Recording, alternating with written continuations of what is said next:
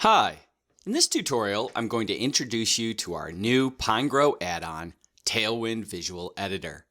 I'm going to show you how easy it is to build an amazing website with TailwindCSS right from the Pinegrow web editor.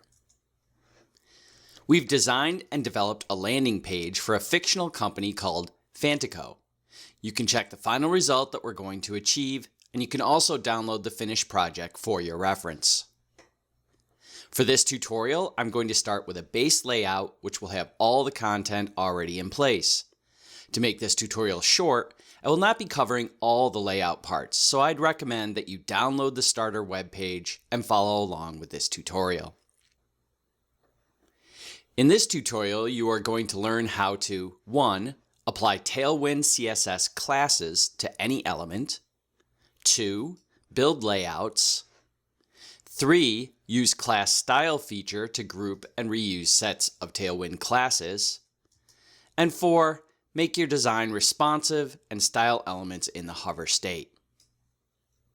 So let's open the Pinegrow web editor and get started. Let's create a Tailwind CSS project, and then we'll start with our own layout. Open up the Pinegrow web editor and click on New Page or Project. Now select Tailwind from the list, not the Tailwind UI. Tailwind UI is a library for Tailwind CSS from the same team, which we'll cover in future videos. Click on index.html and your page should load. Now to save the project, create a new folder. Here I'm going to name it Tailwind-project and click on Save. You should get a prompt saying, would you like to open the folder as a project? Click Yes. Now you have your page ready with Tailwind CSS. It doesn't have any other dependencies, and we are not using any build tools, so this only has the Tailwind CSS linked through a CDN. Now we are ready to build our Tailwind CSS project. For this tutorial, I'm going to start with our starter web page, which has all the content and layouts ready. Go to the starter project folder. Copy all the file and images folder. Go to our new project folder and paste this file and folder. Replace all the file.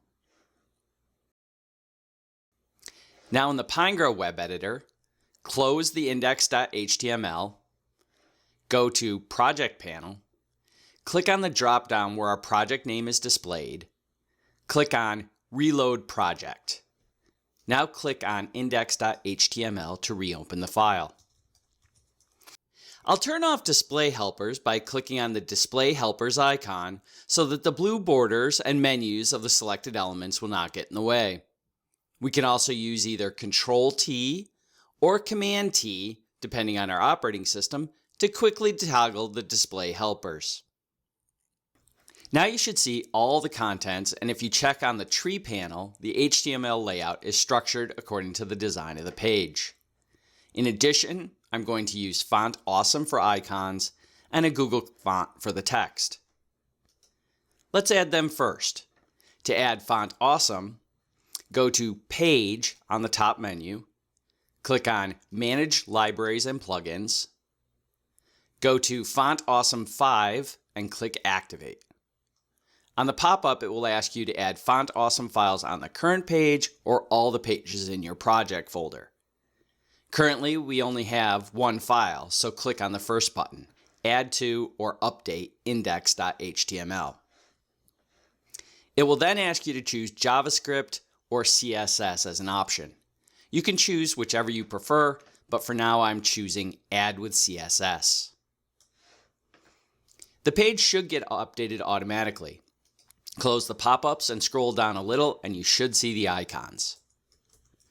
Now let's add a Google font to our project. Adding Google fonts is also very easy in Pinegrow.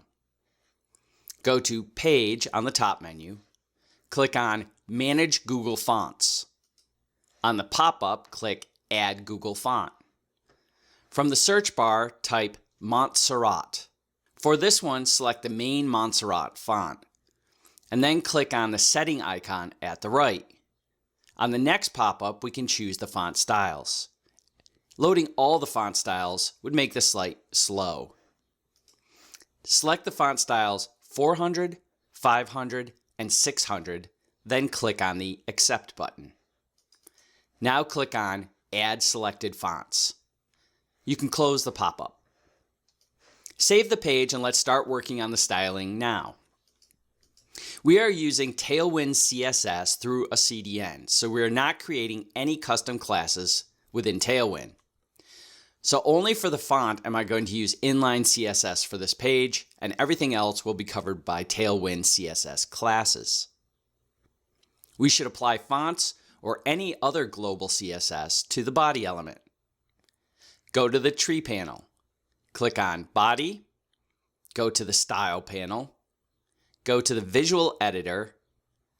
In the Font Family section, choose Montserrat.